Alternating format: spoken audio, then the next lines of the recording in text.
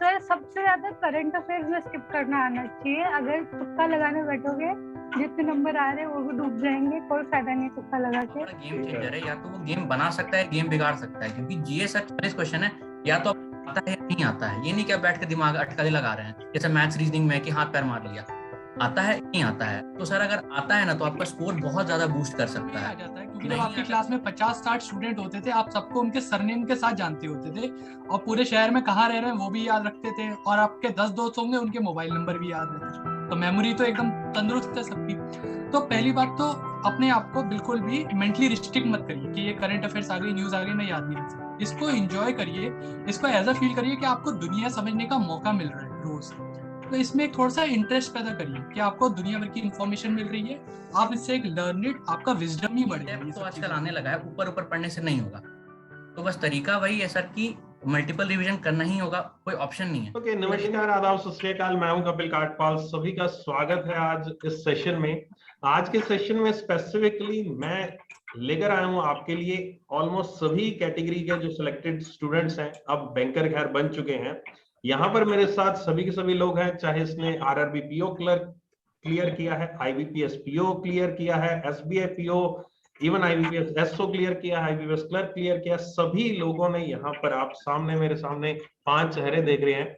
इनमें से इंट्रोडक्शन करा दूं, विशाली ने अभी हाल ही में अपने एग्जाम्स क्लियर किए हैं, जिसमें उन्होंने क्लरिकल भी है, आरआरबी पीओ भी क्लियर किया है। आकांक्षा ने भी आरआरबी पीओ क्लियर किया है। यशराज ने अभी last year IBPS clerk clear किया था, इस बार इन्होंने आईबीपीएस एसओ का एग्जाम क्लियर किया है। महक ने इस बार एसबीआई पीओ, आईबीपीएस पीओ दोनों क्लियर किए हैं, और अजहर ने अभी हाल ही में आईबीपीएस क्लर्क एग्जाम क्लियर किया।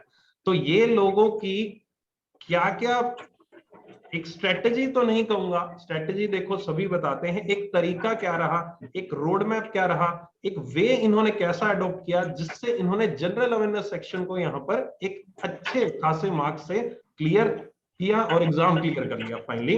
तो उसके ऊपर सारी की सारी आज चर्चा रहेगी, सारी की सारी बातें इनसे जानेंगे।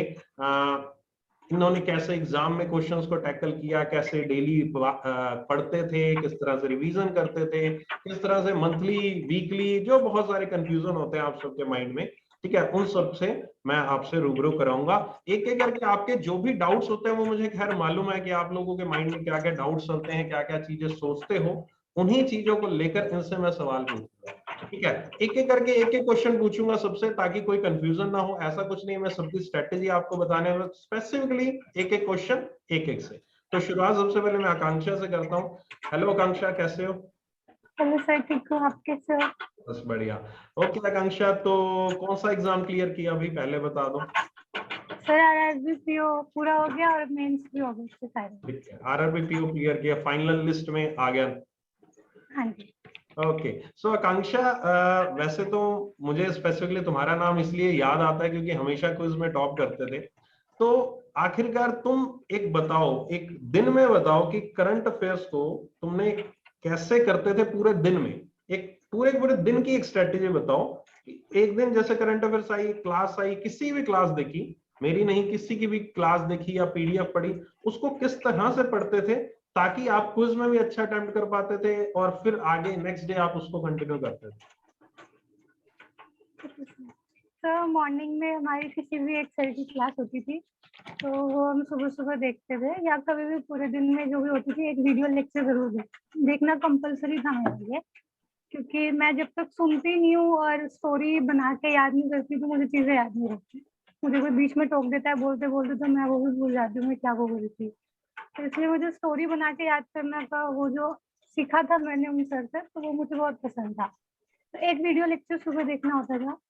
एक दिन में वो टाइम होता है ना जब कोई क्लास नहीं होती थी, लाइक मैथ्स और इंग्लिश के बीच में टाइम होता था, तो उस टाइम उस लेक्चर का रिवाइज कर लो एक बार आराम से बैठ के। जब नींद नहीं आ रही हो, क्योंकि वो रिवाइज करने बैठोगे तो और नींद आ जाएगी, तो आराम से जब चिल मूड में हो कि अभी कोई क्लास नहीं है, तब एक बार उसको रिवीजन कर लो अच्छे से।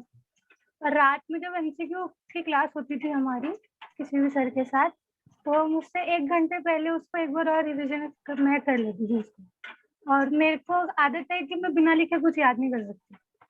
नोट्स नहीं बनाती थी कि जैसे पीडीएफ मिली है तो उस पर नोट्स बनाओ, नहीं, जैसे कोई डेटा है, स्पेसिफिक डेटा है या कुछ इम्पोर्टेंट है, तो उसको जब तक मैं लिख के नहीं देखती थी तो मुझे याद नहीं होता।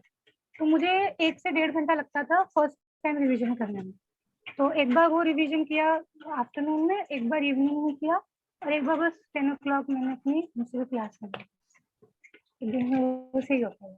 ठीक है, ओके महक, एक तुमसे क्वेश्चन पूछूंगा मैं कि अभी जैसे आकांक्षा ने बोला कि उनको लिखकर याद होता था या नोट्स नहीं बनाती थी, तुम नोट्स बनाना उसको प्रेफर करती थी उसको डेली?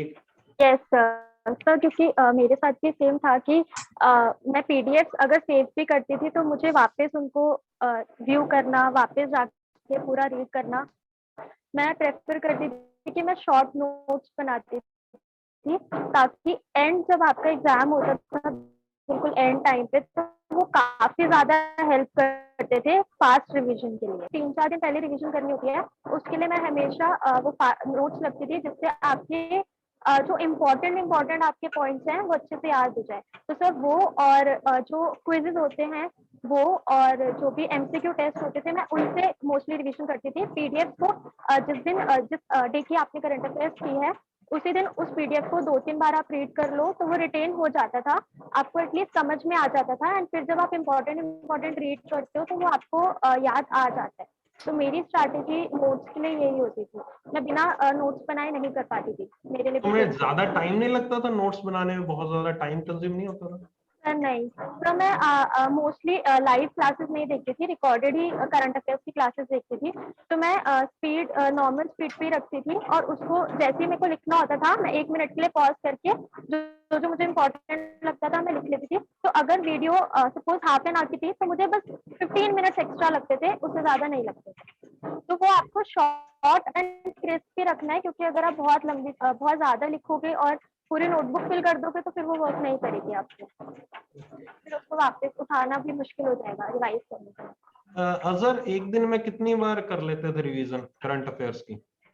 सर मैं तो एक बार ही रिवाइज कर पाता था। सुबह आपकी जैसे क्लास वगैरह ले ली एक बार, फिर एक इवनिंग के टाइम पे सर एक बार रिवाइज कर लेता था, और फिर रात में एमसीक्यूज कर लेता। नहीं तो 2 बार में रिवीजन मतलब याद हो जाता था स्पेसिफिकली सब कुछ? सर मैं लाइव क्लास लेता नहीं था, यूजुअली मैं रिकॉर्डेड लेता था। वो रिकॉर्डेड मैं ऐसे लेता था कि वो मुझे थोड़ा सा ब्रेक ले लेके मैं वो न्यूज़ पढ़ता था, ताकि वो एक न्यूज़ को थॉरली मैं समझ लूं कि इसमें हुआ क्या है। तो वो एक बार सर दिमाग में बैठ गई बात। फिर जब पूरी न्यूज़ कवर कर ली पूरे दिन की, तो फिर शाम के समय एक बार और उसको गो थ्रू कर लिया उस पीडीएफ को। तो उससे सर मेरा 80% से 90% रिटेन हो जाती थी। तो मैं दिन का 1 टाइम रखता था सर। ठीक है। सो एक स्पेसिफिक काफी डाउट्स आते हैं मन में लोगों के कि यार करंट अफेयर्स याद करूं कैसे, मतलब डेली की जो आती है उसको रटना होता है या क्या करना होता है, समझ के करना होता है? यशराज, क्या कहोगे इस पे? Good evening sir.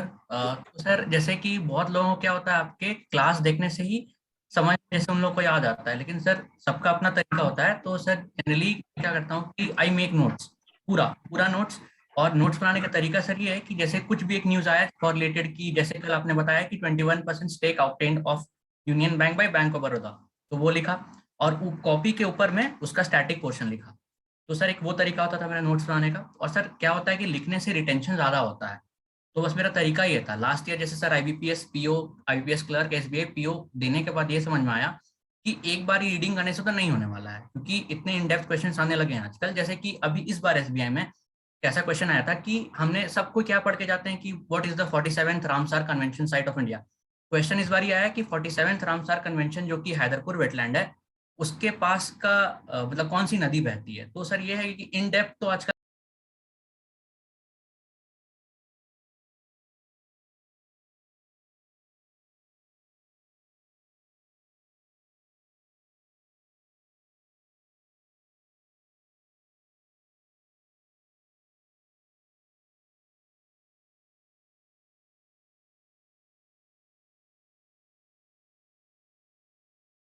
आने लगा है, ऊपर ऊपर पढ़ने से नहीं होगा।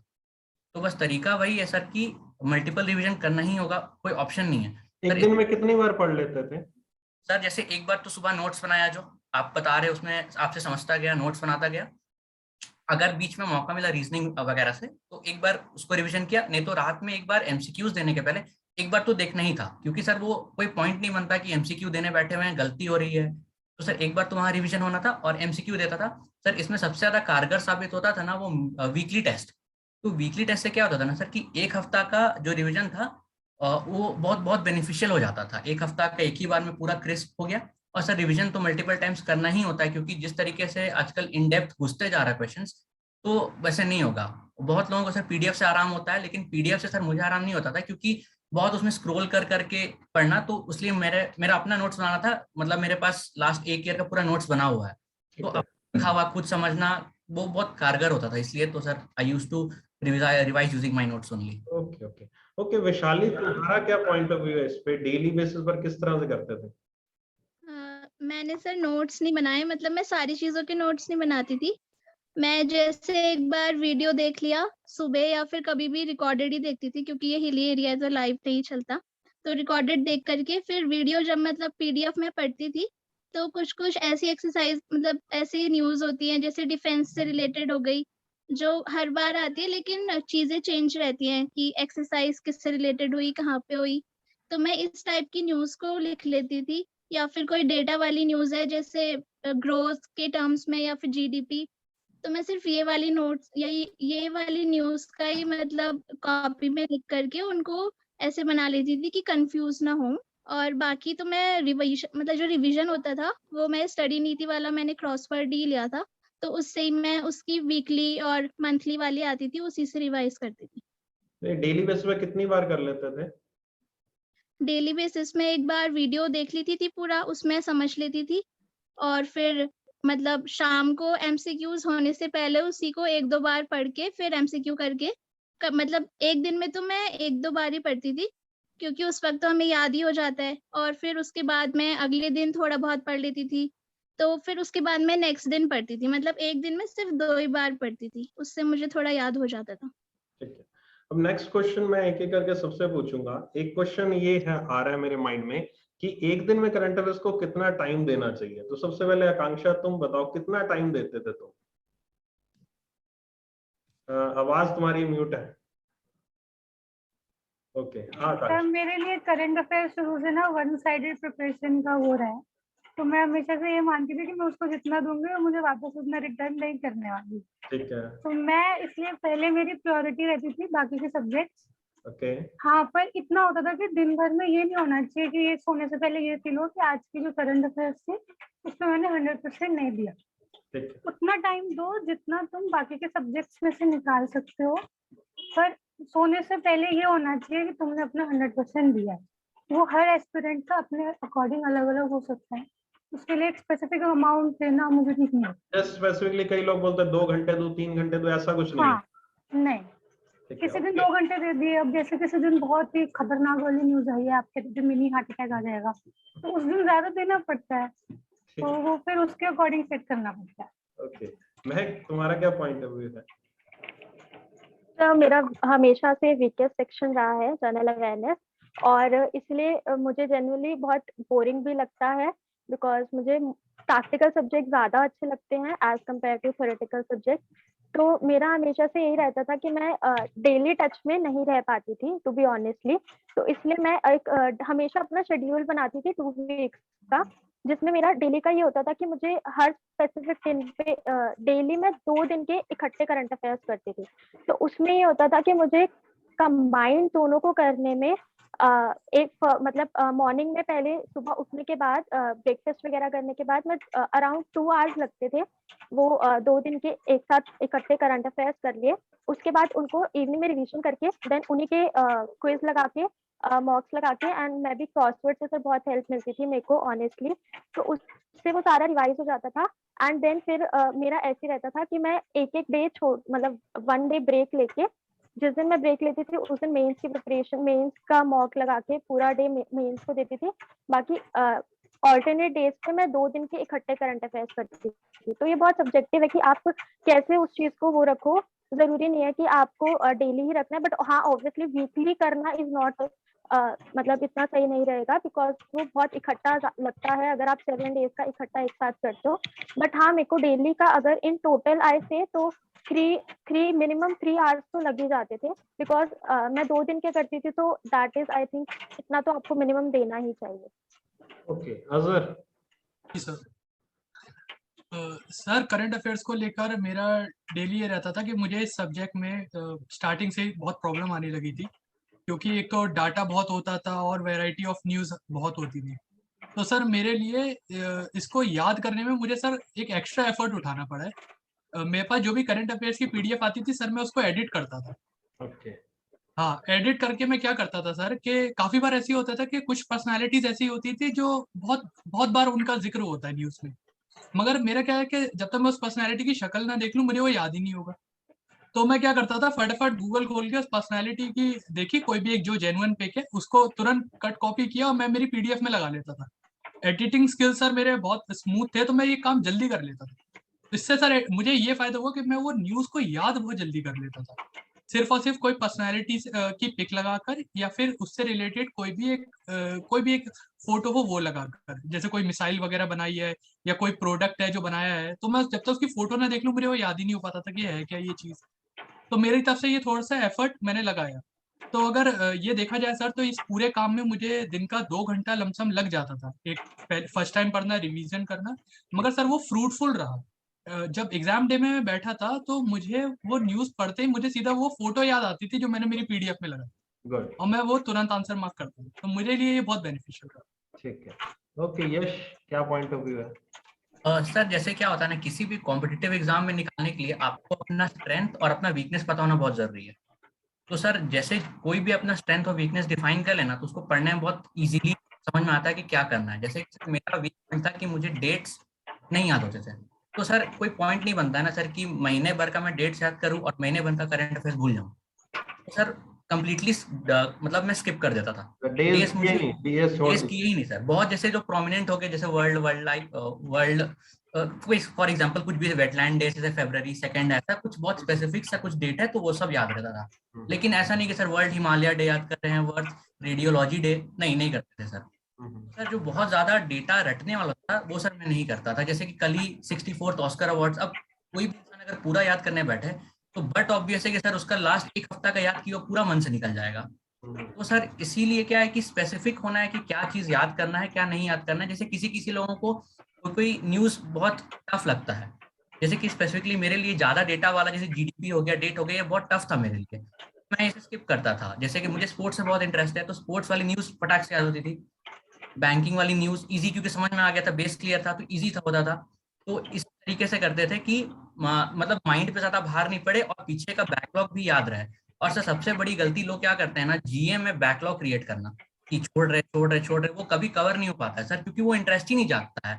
अभी जैसे मेरा February का बैकलॉग बना हुआ है अपकमिंग एग्जाम्स के लिए, तो सर क्लियर ही नहीं हो रहा है। दिन में आधा घंटा बैठो, बाप रे कवर नहीं हो रहा है। यश, उस पे बैकलॉग अपने बाद में बात करेंगे, दोबारा से उस पे भी आऊंगा। अच्छा ओके सर। ठीक है, तो वैशाली तुम्हारा क्या इसमें पॉइंट ऑफ व्यू है?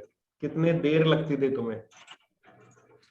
मुझे मतलब वीडियोस और एमसीक्यूज के अलावा खुद मुझे पढ़ने में, खुद पीडीएफ पढ़ने में। कवर करने में हाँ 1 घंटा लगता था, मतलब वो पीडीएफ पढ़ने में और उसको मतलब रिटेन रखने में। मैं भी पीडीएफ पढ़ने में बहुत सेलेक्टिव रहती थी। जैसे कोई बहुत ज्यादा लंबी ऑस्कर वगैरह की न्यूज है तो मैं उसमें कुछ चीजें पढ़ती थी जो मुझे लगता था कि इम्पोर्टेंट है, तो सेलेक्टिव रहती थी पीडीएफ पढ़ने में। बाकी कुछ ऐसी चीजें थी जो मुझे भी बहुत ज्यादा मतलब लास्ट में बहुत ज्यादा परेशानी होती है वो पढ़ने में, जैसे जीडीपी हो गया और एक्सरसाइजेस हो गई। कुछ रिपोर्ट जैसी आई है जिसमें मैन्युफैक्चरिंग और एक्सपोर्ट्स से रिलेटेड प्रीवियस ईयर इस ईयर का, तो मैं वो सारी चीजें मंथ वाइज अपनी कॉपी में नोट करती रहती थी हर दिन। तो उससे मुझे थोड़ा उसमें इजी रहता था, क्योंकि ये एक्सरसाइज हो गया, जीडीपी हो गया, ये हर महीने होता है। तो मैं इसलिए इसको अपना इजी करने के लिए कॉपी में नोट कर लेती थी। और जीडीपी भी जैसे लोगों को परेशानी होती है कि हर बार चेंज होती रहती है तो कैसे याद करें, तो उसके लिए मैं हर मंथ का मतलब अलग-अलग जो भी ऑर्गेनाइजेशंस देते थे उनके अकॉर्डिंग वो लिखते रहती थी, और अगर चेंज हो रही है तो उसको कट करके फिर चेंज वाली लिख देती थी। तो इस तरह से मतलब मैं करती थी। ओके, सभी की बातों से मुझे एक चीज समझ में आ रही है कि हाँ, जैसे आकांक्षा ने बोला कि करना है, लेकिन ये नहीं स्पेसिफिक कि कितना टाइम लगेगा। बाकी सब लोगों को अपना अपना 2-2 घंटे लगता था, ऑन एवरेज आई थिंक 2 घंटे आप सबको लग जाते थे सारा काम करने में। तो काफी लोग यही सोचते हैं यार 2 घंटे बहुत ज्यादा है, क्या लगता है? सभी लोग बताओ, 2 घंटे बहुत ज्यादा होते हैं या कम है, या क्या करना चाहिए? क्योंकि इसको आप प्रायोरिटी नहीं मानते लोग, जनरल अवेयरनेस को। क्या 2 करो? घंटे नींद कम कर दो, काफी हो जाएगा। ओके, और कोई? 2 नहीं घंटे सर, सर 2 मेरे घंटा हिसाब सर से। बहुत कम है, क्योंकि जिस तरीके के क्वेश्चन आजकल आ रहे हैं ना सर, वो नहीं होने वाला है ना कि आदमी ऊपर ऊपर पीडीएफ देखा, पढ़ गया और चला गया सर। क्योंकि जीए एक बहुत बड़ा गेम चेंजर है, या तो वो गेम बना सकता है, गेम बिगाड़ सकता है। क्योंकि जीए सर 40 क्वेश्चन है, या तो आपको आता है या नहीं आता है। ये नहीं कि आप बैठ के दिमाग अटकलें लगा रहे हैं, जैसे मैथ्स रीजनिंग में कि हाथ पैर मार लिया। आता है नहीं आता है। तो सर अगर आता है ना तो आपका स्कोर बहुत ज्यादा बूस्ट कर सकता है। नहीं आता है तो सर जैसे इस बार आईबीपीएस में सर 3.75 कट ऑफ गया जनरल के लिए, राइट। लेवल रहा होगा जो 3.75 गया है, तो जाना ही पड़ेगा। और सर इसको लाइटली नहीं ले सकते हैं, ये सबको एक बार फेल करने के बाद ही समझ में आता है। बहुत लकी होते हैं वो लोग जो कि 1 महीने का पढ़ के गए और किसी तरह से निकल गया। क्योंकि सर बहुत ज्यादा डिफिकल्ट होते जा रहा है सर, जीए ऊपर से तो नहीं होने वाला है। आप में से सभी लोग स्टार्टिंग से करंट अफेयर्स को करते थे, किसी ने ठोकर खाई थी बाद में करनी शुरू की थी? कोई ऐसा है? मैं हूं ना सर, मैंने ठोकर खाई है बहुत। अच्छा, बताओ फिर। सर मेरा एक बार प्री वगैरह निकल गए थे। मैंने जब फर्स्ट टाइम बैंकिंग में आया था, मेरा प्री निकल गया था आईबीपीएस का। प्री निकल गया, बहुत खुश। 1 महीने बाद मेंस का एग्जाम है, मगर पता ही नहीं क्या करें। तो सर वही मैथ्स कर रहे हैं और रीजनिंग कर रहे हैं, इंग्लिश कर रहे हैं। करंट अफेयर्स के सर मेरे उस टाइम पे एक टीचर थे यूट्यूब के, और उन्होंने क्या बोल दिया कि मतलब सर वो लिटरली सर 20 मिनट की क्लास लेते थे मैक्सिमम, और वो पढ़ा दिया और कहते थे कि आपको अभी पढ़ना है, मैं आपको 1 हफ्ते बाद रिवाइज करूंगा और एग्जाम से 1 दिन पहले पढ़ के चले आना, आपको सब हो जाएगा। और सर मैंने कहा कि ठीक है, शायद यही तरीका होगा करंट अफेयर्स का। तो एक तरह से सर बस 2 बार रिवाइज, एक तरह से ये मान सकते हैं कि 2 बार रिवाइज, वो भी ऊपर ऊपर से 1 लाइनर। और सर गया, और सर सिंगल डिजिट में नंबर आए थे करंट अफेयर्स में। और वो इतने वाहियात लग रहे थे मुझे कि मैंने कहा कि मुझे कुछ करना पड़ेगा, मुझे लाइक कुछ चेंज करना पड़ेगा। तो सर मैं आपके पास पहुंचा था, और तब से सर आपको फॉलो कर रहा हूँ। तब मुझे पता चला कि हाँ, क्या किस चीज की जरूरत है और मैं कहाँ ट्रैप्ड था। तो सर मुझे पता चला कि हाँ, इतना इन डेप्थ में पढ़ना पड़ेगा, मल्टीपल रिवीजन करना पड़ेगा, तब जाके ब्रेन में एक for a long period of time बैठेगा। तो सर ये तो समझ में आ गया था कि इसमें एक्सटेंसिव एफर्ट लगेगा करंट अफेयर्स में। और सर एक चीज और भी रहती है करंट अफेयर्स में कि हम ये ऑबिचुअरीज पूछ लेंगे और कुछ भी, लेकिन सर हमें सोर्स डिफाइन नहीं होता है। मतलब एग्जामिनेशन बॉडी सोर्स डिफाइन नहीं करती है कि आप न्यूज़पेपर से पढ़ें या आप वेबसाइट से पढ़ें या आप मैगजीन से पढ़ें या आप ईयर बुक से पढ़ें। तो सर इस वजह से मुझे लगा कि कोई भी प्रिंटेड मटेरियल इधर उधर फॉलो करने से बेहतर है कि हमारे जो एजुकेटर हैं उनके कही हुई चीजों को ही फॉलो कर लेते हैं, तो हमारा मैक्सिमम आउटपुट निकल सकता है।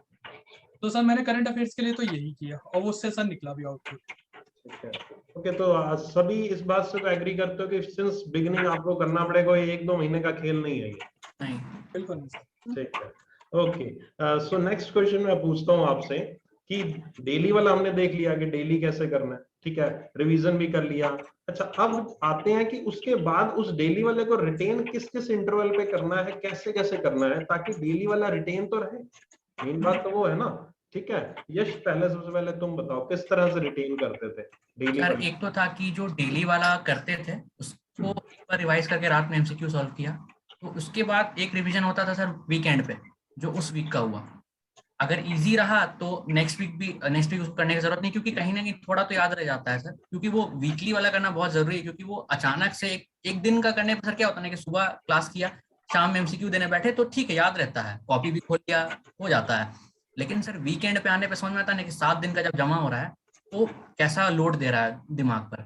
और सर ये लगता है कि सर 1 महीने में जरूर 2-3 बार, पूरे महीने का 2-3 बार जरूर रिवीजन मांगता है। क्योंकि सर वीकली तो हो जाते हैं सर, पहले 1 से 7 हो गया तो 6 तारीख को उसका रिवीजन हो गया, फिर अगले वीक का उस वीकेंड पे हो गया। लेकिन सर महीने के एंड पे जो भी नोट्स आपके पास पीडीएफ आई है उसका 2-3 बार रिवीजन जरूर मांगता है। क्योंकि सर अगर आप लिख करके आपको लगता है कि याद रह जाएगा तो वो नहीं याद रहता। एट द मोमेंट आपको लगेगा कि वो याद रहेगा, लेकिन वो होता नहीं है। सबके मन में चीज आता है कि ये तो हाँ, ये लिखने की जरूरत नहीं है, ये याद रहेगा, लेकिन ये हो नहीं पाता है। तो इसलिए कम से कम पूरे महीने का 2-3 बार रिवीजन जरूरी है महीने के एंड में। ओके, महक एक चीज बताओ मुझे कि आप भी वीकली इस तरह से रिवीजन करते थे या कुछ और चेंज था आपके स्ट्रेटेजी में?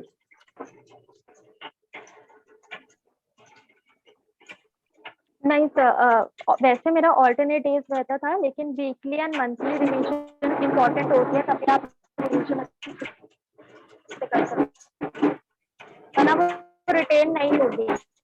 और जब आप उसको से करते हो तब भी आप एंड मतलब लास्ट है कि ये क्या आ रहा है, हमने तो ऐसा कुछ पढ़ा ही नहीं था, तो दिमाग में नहीं रहेगा। वीकली तो हर वीक करनी चाहिए एंड मंथली 2 बार तो एटलीस्ट करें। आई थिंक तुम्हारे वहां पे ना साउंड का कोई इशू है, पीछे से बैकग्राउंड कुछ गड़बड़ चल रही है। Yes, sir. Sir, actually, phone बच्चे start हो गए all of a sudden. Sorry, sir. एक बार आप म्यूट करो, कोई बात नहीं, मैं बाकियों से बात कर लेता हूँ। ओके ठीक है, विशाली बताओ तुम कि वीकली तो आप कर ली, जैसे आप भी ऐसे वीकेंड पे करते थे, वीकेंड पे एक बार कर लिया सारे के सारे? क्रॉसवर्ड का ही वो करती थी, जो कंपाइल्ड पीडीएफ आता है हर दिन का वीकली वाला, मैं उससे रिवीजन करती थी। तो उसके बाद क्योंकि वीकली उसमें तो कर ये लिया, मेमोरी मंथली कब करते थे? मतलब मंथली का मंथ के एंड पे करते थे या हर एक वीकेंड पे करते थे? उससे पिछले मंथ का कैसे करते थे? उससे मतलब मैं जब करती थी वीकली वाली तो मैं उन्हीं वाली पीडीएफ से करती थी, और जब मैं पढ़ती थी तो मैं उसको हाईलाइट कर देती थी, जो चीज मुझे लगता था कि ये मेन पॉइंट है जो मुझे याद रहने चाहिए, तो मैं उन्हें हाईलाइट कर देती थी।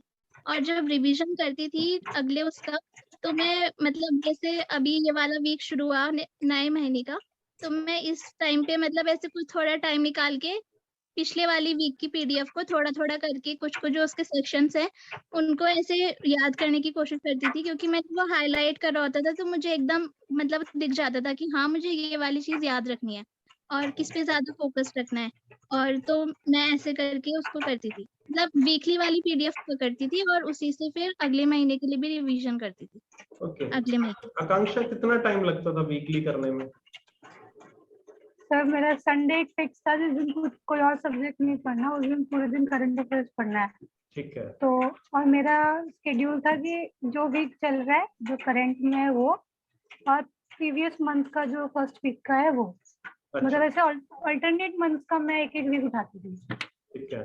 तो मुझे सर पूरा दिन लग जाता था, क्योंकि हमारे घर में संडे को सब होते हैं, तो हम लोग स्टैटिक जो थे वो बात कर करके याद करते थे। ठीक है। पापा ने पूछ लिया, मम्मी ने पूछ लिया, मैंने भाई को याद करा दिया, स्टैटिक तो ऐसे याद हो जाता था। तो पूरा दिन मेरा संडे का ऐसे ही चला जाता था। ठीक है। ओके, सो अजहर, ये सब लोगों ने जो चीजें बताई, एग्री करते हो? ऐसे ही करते थे, कुछ अलग था तुम्हारा? सर मेरा भी यही था कि वीकेंड पे पूरे वीक की पीडीएफ रिवाइज करता था, मैं खुद ही कंपाइल कर लेता था 6 के 6 7 दिन की, और खुद ही रिवाइज करता था। मगर सर मैं एक एक्स्ट्रा चीज और करता था, मैं प्रीवियस डे की भी रिवाइज करता था। कि मंडे की करंट अफेयर्स पढ़ ली, उसको शाम को रिवाइज कर लिया, रात को एमसीक्यूज कर दिए। और सर जैसे ट्यूसडे की मॉर्निंग, मैं ट्यूसडे की फ्रेश न्यूज नहीं पढ़ता था, मैं उससे पहले मंडे वाली रिवाइज करता था, और उसमें मुझे हार्डली 10 मिनट 15 मिनट लगते थे मैक्स, उससे ज्यादा नहीं लगते थे। उसके बाद मैं ट्यूसडे की करंट अफेयर्स पे स्विच करता था, तो उससे पुरानी वाली भी रिवाइज हो गई, नई वाली पढ़ ली। और सर फिर वही कि वीकेंड पे पूरी वीक की रिवाइज कर ली, उसमें लमसम मुझे सर 1.5 से 2 घंटा लगता था आराम से पढ़ने में, और वो यही सर पूरा मंथ यही चलता था। ठीक है। अच्छा, आप बैंकिंग अवेयरनेस के पोर्शन पे आते हैं, आप सभी ने बैंकिंग अवेयरनेस का पोर्शन स्किप किया था या किया था? किया था सर। किया था, सबने किया था। तो बैंकिंग अवेयरनेस कब से शुरू करना स्टार्ट किया था? अजहर सबसे पहले बताओ, मतलब कब किया बैंकिंग अवेयरनेस तुमने? सर कितने टाइम में कंप्लीट कर लिया? सर जैसे अगर कोई बैंकिंग अवेयरनेस का जैसे कोई कोर्स चल रहा है, चाहे यूट्यूब पे है या कहीं किसी भी कोर्स में है, तो अगर आप वो फॉलो कर लो तो आप एजुकेटर के साथ पैरेलली एजुकेटर आपको बैंकिंग अवेयरनेस कवर करवा देगा। लेकिन अगर आप किसी एजुकेटर फॉलो नहीं कर रहे हो, आपको लग रहा है कि हम पीडीएफ वगैरह से पढ़ लेंगे और कुछ कर लेंगे, तो उसमें सर काफी ज्यादा पॉसिबिलिटी है कि आप कुछ की पॉइंट्स मिस कर दोगे। मतलब आप सिर्फ स्ट्रेट फॉरवर्ड एक न्यूज कुछ भी, मतलब एक स्ट्रेट फॉरवर्ड जो भी बैंकिंग अवेयरनेस के रिलेटेड कुछ भी है वो आप पढ़ लोगे, लेकिन कुछ भी उसके एक्सेप्शंस होते हैं या कुछ भी एक्स्ट्रा न्यूज है वो आप मिस करोगे। और रही बात सर मेरी, तो बैंकिंग अवेयरनेस सर मैंने क्या कहते हैं जैसे प्री एग्जाम्स की प्रिपरेशन के टाइम पे ही शुरू कर दिया था। मैंने कहा ये ऐसी चीज है जो कम से कम 1 टाइम रिवीजन तो जरूर मांगेगी, क्योंकि बैंकिंग अवेयरनेस वास्ट बहुत होती है, क्योंकि इसमें सब कुछ फाइनेंस वगैरह इकोनॉमिक्स सब एक साथ चलता है पैरेलली। तो मुझे तो ये तो पता था कि इसको मुझे एक बार रिवाइज कम से कम करना तो पड़ेगा। तो सर मैंने प्री के टाइम पे ही डेली उसको बैंकिंग अवेयरनेस पढ़ना शुरू कर दिया। ओके, वैशाली तुम्हारा क्या पॉइंट है?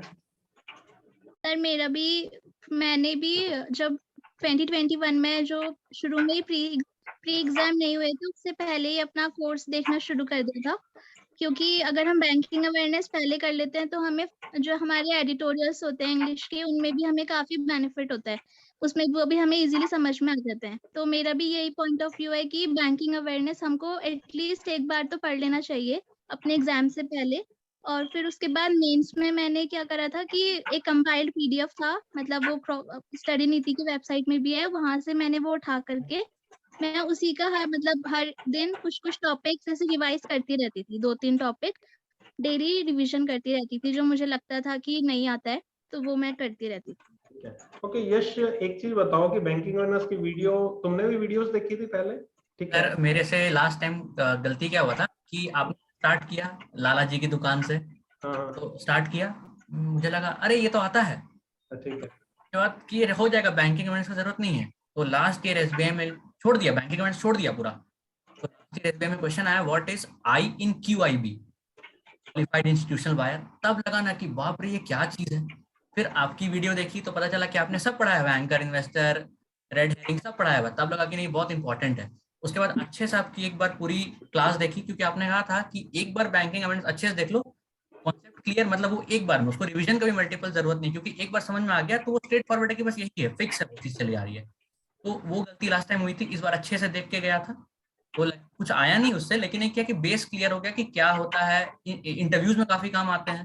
तो ये चीज था कि एक बार क्लियर होना जरूरी है कि बैंकिंग अवेयरनेस क्या है पूरा एक बार। ठीक। आकांक्षा, एग्जाम से पहले रिवीजन कैसे किया था बैंकिंग अवेयरनेस का? सर मेरे को टॉपिक्स पता था कि मुझे क्या, कौन से मुझे नहीं पता है और कौन से मुझे आते हैं। और मैंने जब वीडियो कोर्स देखा था तो मैंने एक चीज की थी कि डेट के साथ मैंने वो नोटबुक में लिख लिया था कि इस डेट को ये टॉपिक पढ़ाया गया है। तो मैंने इंटरव्यू में एसबीआई पीओ में मैंने ये गलती की थी, मैंने रिवीजन करके नहीं गई थी मैं बैंकिंग अवेयरनेस की, मुझे था कि चलो किया हुआ एक बार सब आता है। और एसबीआई पीओ में मेरी वाट लगा दी इंटरव्यूज ने सिर्फ बैंकिंग अवेयरनेस को लेकर। तो और वही फिर आईबीपीएस पीओ में मैंने वही चीज सीखी थी कि जो मैंने डेट्स लिखी थी वो मैंने ढूंढ ली नोटबुक, और वो डेट्स के अकॉर्डिंग तो मुझे पता चल गया था कि मेरी क्या क्या वीकनेस है और मुझे क्या क्या टॉपिक्स नहीं आते। तो फिर मैंने वो पर्टिकुलर डेट उठा के फिर उनकी रिवीजन की थी। ओके महक, पीछे से बैकग्राउंड नॉइस आ रही है या अभी सही है? ओके आ रही है, चलो फिर तुमसे बाद में बात करूंगा, कोई issue. Okay so banking awareness की बात कर ली अपनों ने, स्टैटिक अवेयरनेस पे आते हैं। स्टैटिक अवेयरनेस अलग से कुछ पढ़ने की जरूरत है या जो करंट अफेयर्स में से पढ़ते हैं वही है? एग्री करते हो इस बात पे सभी? Yes sir, agreed. ठीक है, कुछ अलग से अपने को करने की जरूरत नहीं है, क्योंकि बहुत नहीं, सारे नहीं। लोग ये क्वेश्चन पूछते हैं स्टैटिक अवेयरनेस हमें करनी है, और बहुत सारे ऐसे वो माया जाल में उलझाया हुआ है यूट्यूब में कि आते रहते हैं वीडियोस कंटिन्यूली, ये पढ़ लो, ये कर लो, वो कर लो। तो ऐसा आई डोंट थिंक कि आप सब लोग इसको एग्री या डिसएग्री जो भी करना है आप करोगे कि स्टैटिक अवेयरनेस हमें करंट अफेयर्स में से ही आ जाती है और उसी में से हमें पढ़नी है, अलग से कुछ नहीं करना उसका। राइट, एग्री हो?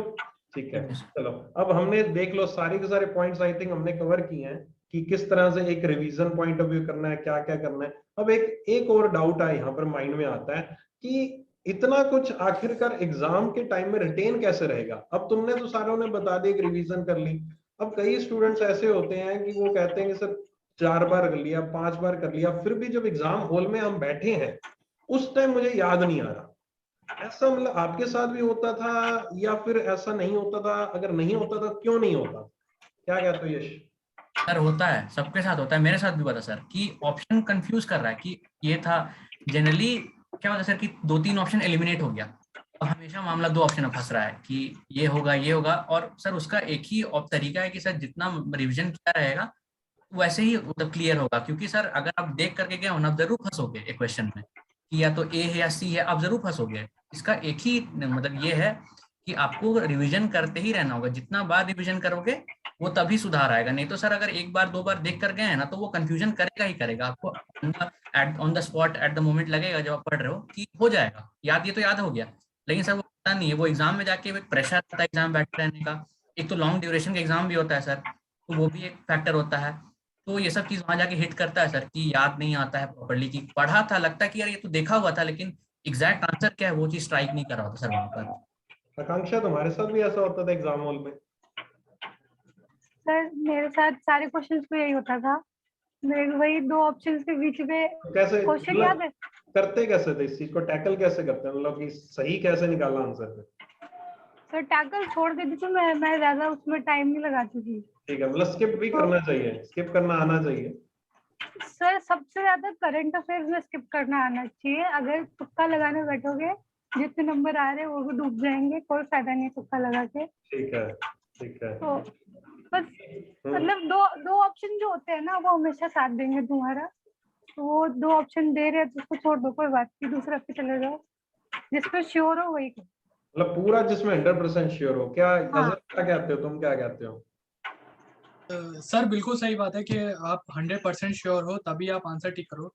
लेकिन काफी बार सर एग्जाम्स में ऐसा होता है ना कि हमारा पूरा पेपर ऐसा होता है कि हमें लगता है हमें कुछ आ ही नहीं रहा। बहुत बार होता है, इस साल काफी बार स्टूडेंट्स को लगा कि भाई हमें तो आधे आधे से ज्यादा पेपर आता ही नहीं था कि क्या है, तो उन लोग को लगता है कि हम 10 क्वेश्चन करेंगे तो हम तो फेल होना पक्का है हमारा। तो ऐसे में सर फिर यही रहता है कि आप थोड़ा पेशेंस के साथ पहले तो आप जिसमें ज्यादा कॉन्फिडेंट है, आपको लगता है कि हाँ यही आंसर है, एलिमिनेशन का भी सर बहुत रोल होता है ऑप्शंस में। तो उससे सर पहले तो आप जो आपको लगता है कि 100% हाँ ये आंसर है, आप पहले वो करें। फिर और जो क्वेश्चन में आपको लगता है कि हाँ इस पे अगर मैं थोड़ा जोर लगाऊंगा, थोड़ा अपनी मेमोरी को जॉक करूंगा तो मुझे आंसर इसका याद आ सकता है, तो मार्क फॉर रिव्यू करके उसको आप पहले अपना पूरा सेक्शन कवर कर लीजिए। फिर जो मार्क फॉर रिव्यू है उनमें आप जाके देखिए कि क्या आप 100% कोई ऑप्शन एलिमिनेट कर सकते हो। 4 में से अगर आप 2 ऑप्शन भी एलिमिनेट कर सकते हो तो भी सर अगर स्टूडेंट चाहे तो बहुत कम क्वेश्चंस में, लाइक आप विद इन 3, 4, 5 बस इतने क्वेश्चन में वो क्या कहते हैं कैलकुलेटिव रिस्क लेके अटेम्प्ट कर सकता है। अदरवाइज सर अगर पूरा ही सेक्शन, अगर आपका किसी भी स्टूडेंट को ऐसा लगता है कि पूरा सेक्शन ही नहीं आ रहा है तो वो सर बहुत डेंजरस चीज है, वहां तो अगर तुक्का लगाया तो नेगेटिव में ही जाएगा। वैशाली, तुम्हारे साथ भी ऐसा होता था एग्जाम हॉल में? मैंने भी जब अपना पहला मेंस दिया था तब मैंने बहुत कम एमसीक्यूज के क्वेश्चन प्रैक्टिस किए थे, तो तब मुझे बहुत ज्यादा फील हुआ था। लेकिन उसके बाद मैंने ये मतलब थोड़ा डाउट्स अपने कम करने के लिए, एक तो पहली चीज मैंने करी कि ज्यादा से ज्यादा एमसीक्यूज करे, और एग्जाम से पहले तो मैं उन्हीं का रिवाइज करती थी एमसीक्यूज का। और एग्जाम के टाइम में मैंने भी ऐसे ही करा कि 2-3 बार ऐसे चक्कर लगते थे जीए वाले सेक्शन के। पहले वाली बारी में जो मैं जिसमें कॉन्फिडेंट थी कि हाँ ये पढ़ा था और इसका यही था, वो वाली करती थी। फिर बार बार क्वेश्चंस को पढ़ के थोड़ा याद करके अगर याद आ रहा है तो तभी करती थी। अदरवाइज अगर थोड़ा भी डाउटफुल है 1-2 चीजों में, जैसे रेंज वाले क्वेश्चन आए थे इस बार 2-3, उसमें भी बहुत डाउट था तो वो वाले में छोड़ देती थी फिर। नेक्स्ट क्वेश्चन आएंगे अब प्री एग्जाम के बाद।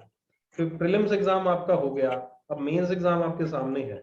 उससे कितनी बार आपको यहाँ पर रिवीजन करना चाहिए, या कुछ भी ऐसा स्पेसिफिक नहीं है, जितनी बार में आपको याद हो जाए या जितना टाइम मिल जाए? मतलब कि प्री एग्जाम से पहले तो जैसे आपने कहा मैं 2 घंटे दे दिए, 2 घंटे एवरेज आपने सबने ऐसे ऐसे करके किया। तो मेंस एग्जाम से पहले एटलीस्ट कितने और आवर आप डेडिकेट करते थे अपनी करंट अफेयर्स के लिए? यश? सर ये बहुत सब्जेक्टिव चीज हो जाती है, क्योंकि सर आपको आपका प्रिपरेशन लेवल सिर्फ आपको ही पता होता है कि आपका क्या रिटेंशन लेवल है, आपको कितना याद रहता है। तो सर ये बहुत सब्जेक्टिव हो जाएगा कि कितना पढ़ना चाहिए, क्योंकि हो सकता है जो चीज मुझे 4 घंटे में याद हो किसी और पे 1 घंटे में याद हो जाए। तो सर अगर आप वैसा कंफ्यूज हो रहे हैं तो एक प्रीलिम्स के बाद, क्योंकि जनरली प्रीलिम्स के बाद लोग पढ़ना छोड़ देते हैं कि अरे रिजल्ट होगा नहीं होगा, तो वो सबसे डेंजरस पीरियड होता है, क्योंकि जो लगे रहते हैं उनका ही क्लियर होता है। छोड़ देने पे सर वो तो अटक जाएगा उनका पेपर। तो बेस्ट ये होता है कि आप प्री के बाद एक खुद से एक जितना आपने पढ़ा है एक एमसीक्यू लगा के देख लो, क्या आपका लेवल है, कितना रिटेंशन लेवल है, उस हिसाब से प्लान करो। अगर रिटेंशन लेवल एकदम 20-30% है तो आपको पता है कि आपको सबसे ज्यादा टाइम कहाँ पर देना है। और अगर आपको रिटेंशन लेवल उतने टाइम होने के बाद भी 60-70% जा रहा है तो मतलब आपका रिटेंशन पावर बहुत अच्छा है। आपको बस थोड़ा सा और बस को ब्रशअप करना है। वो एक सब्जेक्टिव चीज है, वो आपको खुद पहचानना पड़ेगा। कुछ सर एक थंब रूल नहीं है कि आप इतना आवर ही दोगे तो आपका होगा, वो आपको खुद आइडेंटिफाई करना है। ओके, तो महक आई थिंक वॉइस Yes, सही sir. है ना? ओके, तुम्हारा Yes. पॉइंट ऑफ व्यू क्या, मतलब प्री होने के बाद मेंस से पहले कितनी बार में किया, कितनी बार रिवीजन किया, कितना एक दिन में टाइम दिया? डेली करंट अफेयर्स को रेगुलर रखना तो इम्पोर्टेंट है ही। लाइक मेन से मैं सिर्फ 1 वीक पहले तक I used to stop doing daily current affairs. उस 1 वीक के अंदर जितना भी उससे पहले के 6 मंथ्स के करंट अफेयर्स पढ़े हैं, चाहे 4 मंथ्स, 5 मंथ्स, 6 मंथ्स, उनको रिवर्स ऑर्डर में रिवाइज करना तो मैंडेट होता था कि वो जो लास्ट का 1 वीक है वो सिर्फ और सिर्फ करंट अफेयर्स को रिवीजन के लिए देना है। उससे पहले सर बाकी सेक्शंस पे एंड मॉक टेस्ट पे मेरा ज्यादा फोकस रहता था रादर देन करंट अफेयर्स को डेली मंथली रिवीजन नहीं, but I used to do कि ठीक है आज 2-3 दिन मंथली रिवीजन, बाकी के प्रीवियस ईयर की लाइक वीकली कर लो कि आप डेली करंट अफेयर्स तो कर रहे हो बट सेम डे पे आप कोई भी एक वीक उठा लो प्रीवियस कोई भी मंथ का रिवर्स ऑर्डर में अगेन। फिर उसके बाद जो लास्ट का 1 वीक है सर मेरा वो लाइक 5-6 डेज वो टोटल करंट अफेयर्स पे फोकस्ड होते थे। उस टाइम पे मैं आई यूज टू डू मतलब मैक्सिमम 1 मॉक लगाती थी मैं मेंस का अगर लगाना होता था रिवाइज एनालिसिस करने के लिए, बट सारा फोकस उसी पे होता था बिकॉज वो प्रैक्टिस को भी आपको थोड़ा सा ब्रेक देना होता है और एग्जाम टाइम पे भी आपको थोड़ा सा रिलैक्स रहना होता है। तो आप अपने आप को रिलैक्स रखो लास्ट डेज में, सिर्फ आप जितना करा है वो रिवाइज करो। और मेरे साथ भी होता था कि लास्ट डेज में ऐसा लगता था कि सब भूल गए हैं, कुछ याद नहीं आ रहा है। तो सर एग्जाम में मैं जनरल अवेयरनेस के लिए काफी कैलकुलेटिव रिस्क लेती थी ऑनेस्टली, लाइक IBPS PO के एग्जाम में जब सेक्शन देखा तो सर सबकी ये हालत थी कि पता नहीं कहाँ से आ गया है, ये कौन सा दिसंबर का न्यूज़पेपर है, डोंट नो। तो सबका ये सिचुएशन था, तो सर मैं बहुत कैलकुलेटिवली करती थी कि पहले आई यूज्ड टू अटेम्प्ट जितने भी क्वेश्चन मुझे 100% श्योरिटी है कि हाँ ये तो करेक्ट है, पहले मैं उन क्वेश्चंस को मार्क करती थी और मैं वो टोटल लिख लेती थी कि मैंने टोटल कितने क्वेश्चंस अटेम्प्ट कर लिए हैं, तो जिन पे आई एम 100% श्योर। उसके बाद मैं दोबारा जाती थी हर एक क्वेश्चन पे, फिर 2-3 मिनट आराम से सोच के कि अंडरस्टैंडिंग लेवल पे कि क्या मैंने ऐसा कुछ कहीं पर भी पढ़ा है या कुछ भी ऐसा है कि मुझे अगर 80% भी 80 to 90% भी श्योरिटी आती थी कि हाँ शायद ये होगा, तो मैं उनको अटेम्प्ट करती थी रिव्यू के लिए। उसके बाद मैं उनका नंबर भी काउंट करके रख लेती थी कि ऐसे कितने क्वेश्चन मैंने किए हैं। तो सर मैं वहीं पर बैठ के कैलकुलेशन कर लेती थी, इतना टाइम आपके पास होता है जनरल अवेयरनेस के सेक्शन में, तो मैं वहीं कैलकुलेशन कर लेती थी कि अगर वर्स्ट के सिनेरियो में मैंने जो गेस वर्क भी अगर मैंने 80-90% पे भी टिक किया है, तो ऐसे कितने क्वेश्चंस हैं कि अगर वो वर्स्ट के सिनेरियो में वो सारे के सारे भी अगर नेगेटिव होते हैं तो मेरा कितना नेगेटिव जाएगा। तो सर मैं मैक्सिमम से मैक्सिमम 2 मार्क्स तक का नेगेटिव, उससे ऊपर का नेगेटिव नहीं रखती थी। तो ये होता था कि वो एक बहुत कैलकुलेटिव रिस्क होता था कि पता था सेक्शनल तो निकल जाएगा, बाकी अपनी किस्मत है, अगर उस जो 80-90% वाले में अगर कुछ भी सही हो गए तो आपके मार्क्स बढ़ा देंगे, नहीं हुए तो भी वो आपके मार्क्स इतने ही कम करेंगे कि आप एक कैलकुलेटिव रिस्क में हो, आप एक सेफ साइड पे हो। तो मेरा ये वो रहता था in that scenario. Next question पे आऊंगा, क्या सभी लोग एग्री करते हो कि 6 मंथ्स की करंट अफेयर्स होती है या कम कर सकते हैं या ज्यादा कर सकते हैं? आकांक्षा?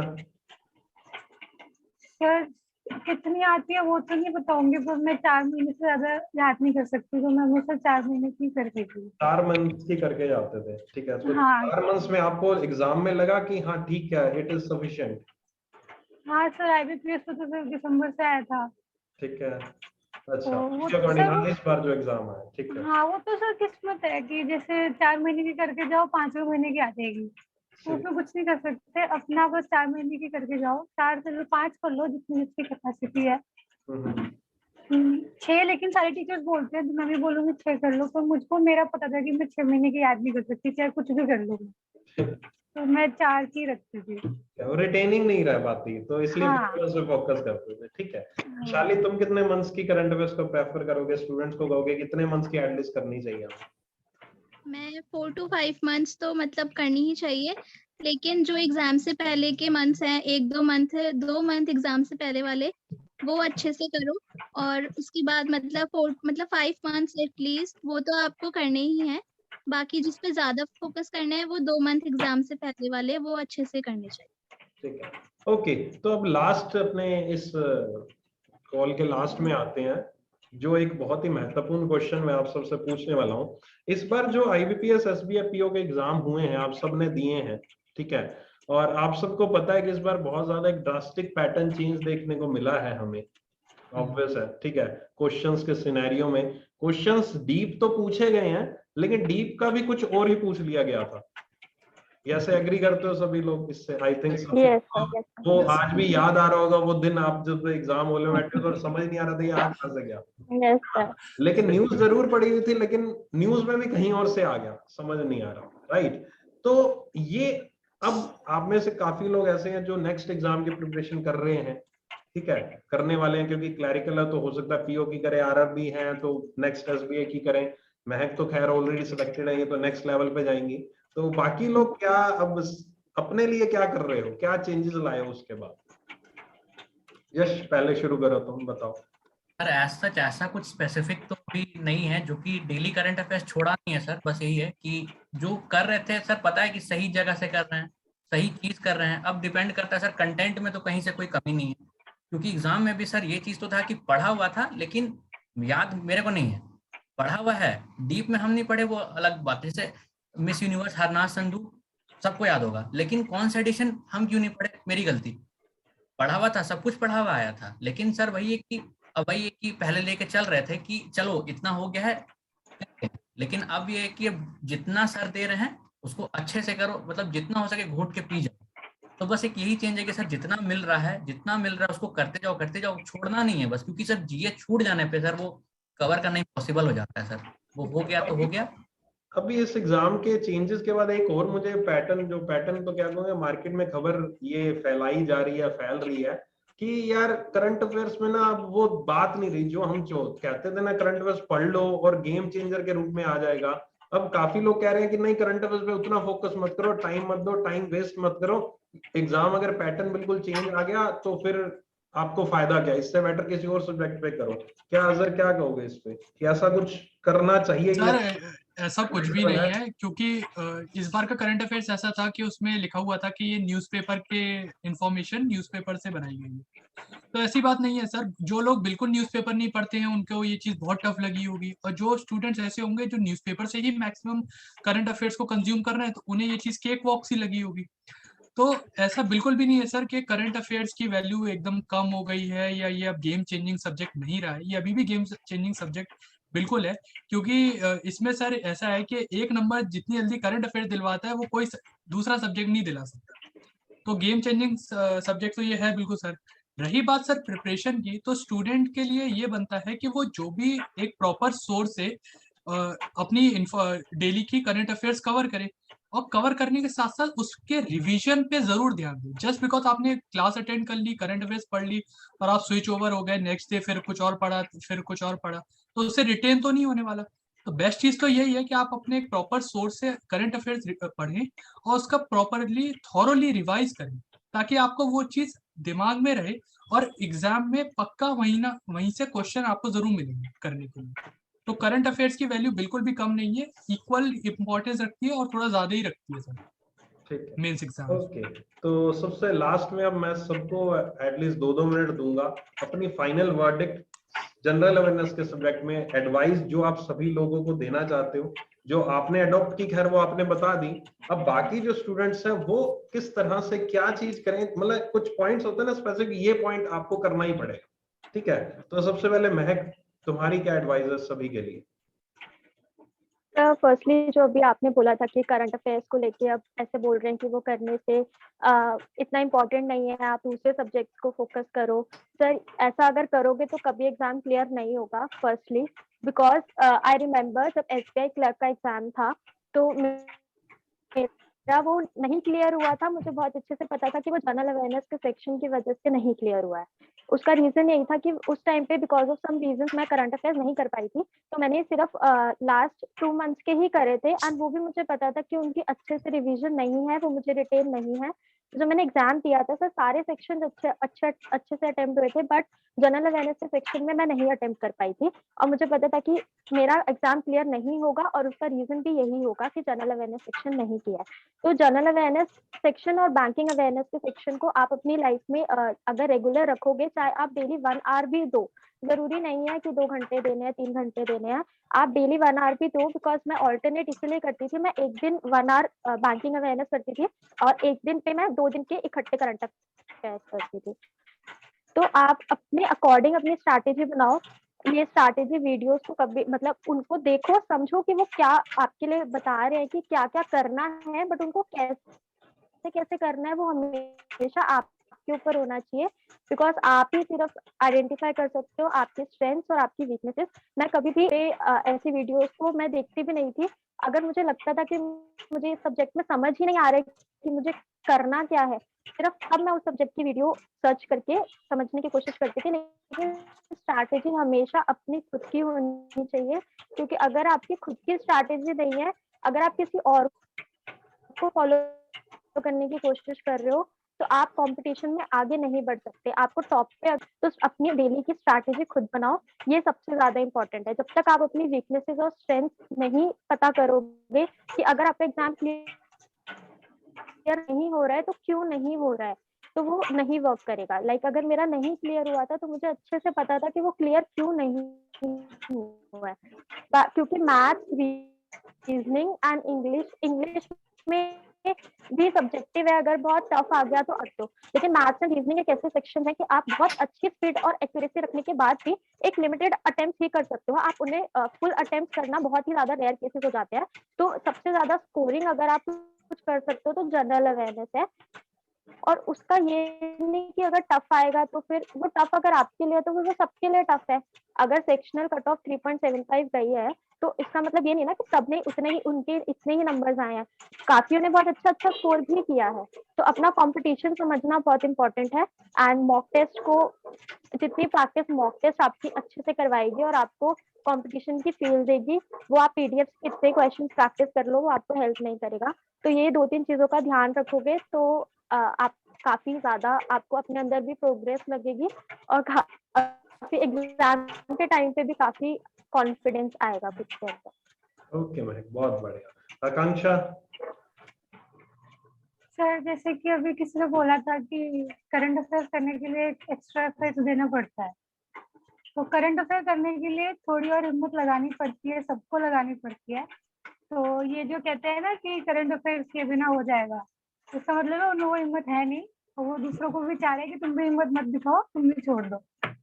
तो उन लोगों की बात नहीं सुननी, करंट अफेयर्स करना बहुत जरूरी है। और मैं एक डिस्क्लेमर देना चाहती हूँ कि जो मैं बात आगे बोलने वाली हूँ वो 7-8 मार्क्स से ऊपर की बात बोलने वाली। अगर आपके 7-8 मार्क्स आएंगे तभी आएंगे जब आप मल्टीपल रिवीजन करोगे। उससे ऊपर के मार्क्स की बात ये है कि जितने एस्पिरेंट्स हैं 80% एस्पिरेंट्स को याद नहीं होती चीजें। सब तुम्हारे जैसे ही है, किसी को याद नहीं होती, सब परेशान है एक ही जैसे। 20% जो एस्पिरेंट है उनके ऊपर भगवान ने सुपर पावर दी है उनको याद रखने की, वो तुमसे एक स्टेप ऑलरेडी आगे हैं, तो उनको देखना छोड़ दो। ये होता है ना कि हम उनको एक ही बार में कैसे हो जाता है, उनसे मत करो, उनको छोड़ दो। 80% लोग ऐसे हैं जिनको नहीं याद होता। उन 80% में मैं टॉप 10 में आती थी, मुझे इतना पता है। मेरे को एक चीज बिल्कुल याद नहीं रह सकती, मेरे से आप आज क्या हुआ कल पूछो, मुझे याद नहीं रहेगा।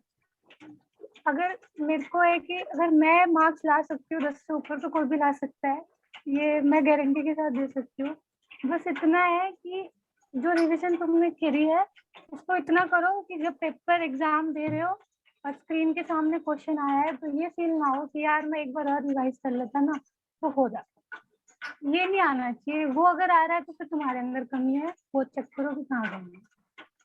हाँ, और रही वो दो मल्टीपल ऑप्शन की बात, तो वो सबको आती है। जो टॉप 10 के जो बच्चे होते हैं उनको भी आती है, तो उसके लिए टेंशन नहीं लेनी। एक बार और रिवाइज करना है, आराम से चिलोगे। संडे को पूरी फैमिली के साथ बैठो, उनको भी याद कराओ, खुद भी याद करो।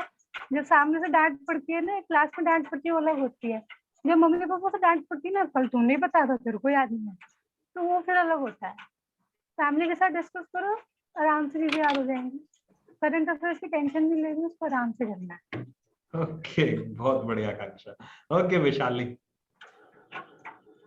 मेरा भी यही है जीए के सेक्शन से। सबसे पहला तो एस्पिरेंट्स को ये अपना जो जिस भी वो एजुकेटर से पढ़ रहे हैं उसको उस पर बिलीव रखना चाहिए। ऐसे टाइम टू टाइम चेंज नहीं करते रहना चाहिए एजुकेटर किसी की बातों पे आके। उसको बस एक सोर्स रिलीजियसली फॉलो करना चाहिए। और ये है कि करंट ऑफ मतलब जीए जो है वो पढ़ने में और रिटेन करने में थोड़ा तो मुश्किल रहता ही है, लेकिन ये है कि अगर आप जितने ज्यादा मल्टीपल रिवीजन करोगे तो उतना ही अच्छा रहेगा। और इसको किसी भी और सब्जेक्ट से हमें कंपेयर तो नहीं करना चाहिए, क्योंकि मेंस में जितना भी जो भी हमें अलॉटेड टाइम रहता है उसमें जीए ही ऐसा सेक्शन होता है जो उस टाइम को खत्म होने से पहले हम कर सकते हैं अच्छे से।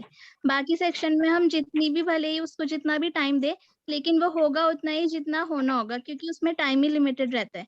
सिर्फ जीए ये ऐसा सेक्शन है जिसमें हम अपना बेस्ट पढ़ के और अच्छा स्कोर कर सकते हैं।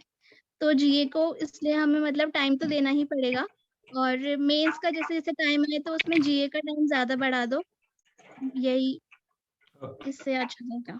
ओके विशाल, बहुत बढ़िया। ओके अजहर।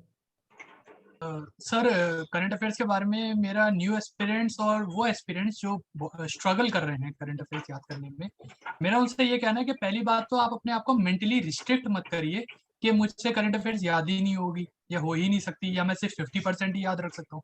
मेंटली अपने आप को पहले तो रिस्ट्रिक्ट मत करिए, क्योंकि आपके अंदर कैलिबर है, और ये कैलिबर बचपन में ही आ जाता है, क्योंकि जब आपकी क्लास में 50-60 स्टूडेंट होते थे आप सबको उनके सरनेम के साथ जानते होते थे, और पूरे शहर में कहाँ रह रहे हैं वो भी याद रखते थे, और आपके 10 दोस्त होंगे उनके मोबाइल नंबर भी याद रहते, तो मेमोरी तो एकदम तंदुरुस्त है सबकी। तो पहली बात तो अपने आप को बिल्कुल भी मेंटली रिस्ट्रिक्ट मत करिए कि ये करंट अफेयर्स आ गई, न्यूज आ गई, मैं याद नहीं रख सकता। इसको एंजॉय करिए, इसको एज अ फील करिए कि आपको दुनिया समझने का मौका मिल रहा है रोज। तो इसमें एक थोड़ा सा इंटरेस्ट पैदा करिए कि आपको दुनिया भर की इंफॉर्मेशन मिल रही है, आप इससे एक लर्निड, आपका विजडम ही बढ़ेगा ये सब चीजें जानने। रही बात उसको लॉन्ग टर्म मेमोरी में याद रखने के लिए, तो उसका सबसे सिंपल एक स्ट्रेट फॉरवर्ड ऑप्शन यही है कि उसको आप मल्टीपल टाइम रिवाइज करते रहिए। जो चीज आप 1 बार 2 बार 3 बार 4 बार, कोई चीज आपको 2 बार में याद हो जाएगी, कोई चीज आपको 5 बार में होगी जरूर याद।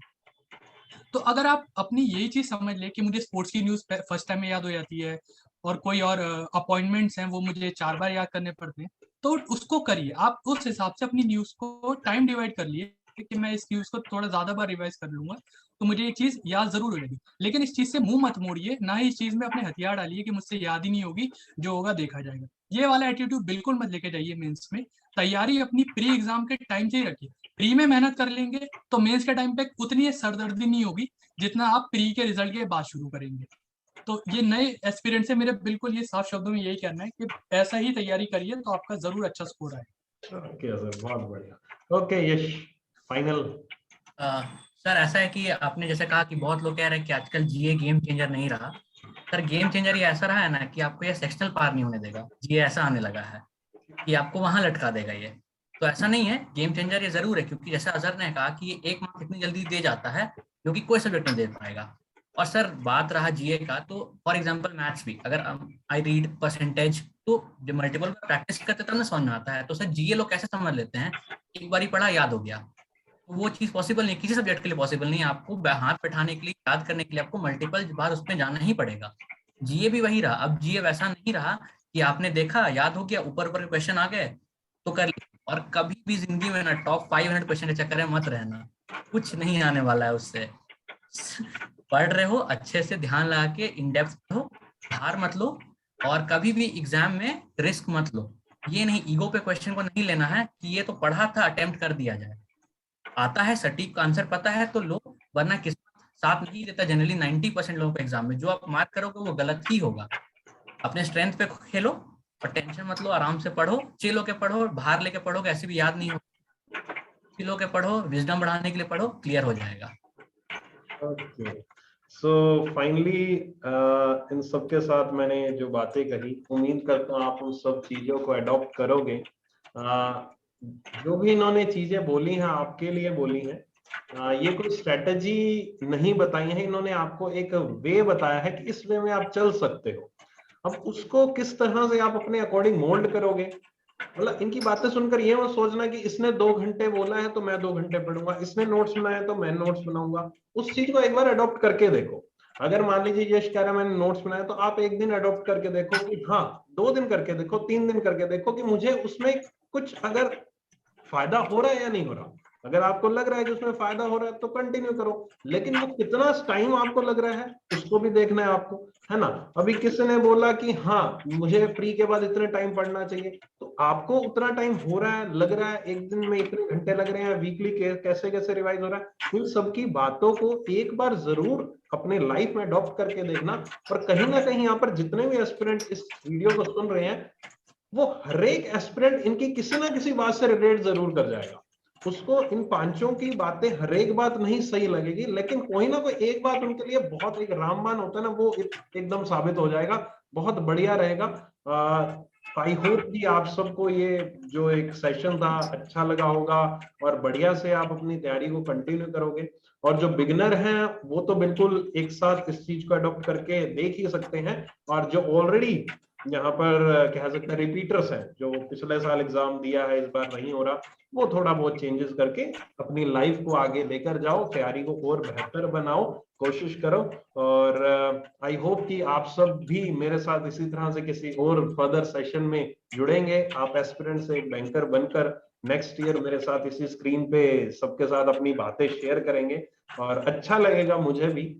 जैसा इन लोगों को आज देखकर मुझे अच्छा लग रहा है कि हाँ यार, कभी इनको क्लास में हम ऐसे क्या ना बिना वीडियो के देखा करते थे, ओनली टाइपिंग चैट के थ्रू इनसे बातें होती थी, तो आज ये सामने आए हैं मेरे साथ। मुझे भी एक प्राउड, एज अ टीचर मुझे भी प्राउड होता है कि हाँ ऐसा एक मुकाम इन्होंने हासिल कर लिया है कि आगे अपनी लाइफ को एक बेहतर ढंग से जी सकेंगे। तो ओके, ऑल दी बेस्ट यार सभी को। बहुत बढ़िया रहा तुम सबके साथ आज का सेशन, और आई होप आप सबकी एडवाइस जरूर काम आएगी, और अपने अपने फील्ड में बढ़िया तरीके से आगे बढ़ते रहो। एंड आगे अगर बैंक में ज्वाइन करना है, अच्छे से नौकरी करना, जो भी करो ईमानदारी से करना, बिल्कुल ऑनेस्टी से करना जहां भी जाओगे, और एंजॉय करना लाइफ को। बाकी अगर एग्जाम देने हैं तब भी लाइफ को एंजॉय करके एग्जाम दो, ज्यादा बेटर रहेगा। अब जॉब तो आएगी हासिल में, एक मेंटल प्रेशर तो तुम्हारे माइंड में हट ही गया है, अब तो बस एंजॉय करके पढ़ाई करनी है। तो okay, all the best, bye आप सभी को, और मेरी तरफ से बेस्ट विशेस है। Thank you. Thank you thank you sir. Sir.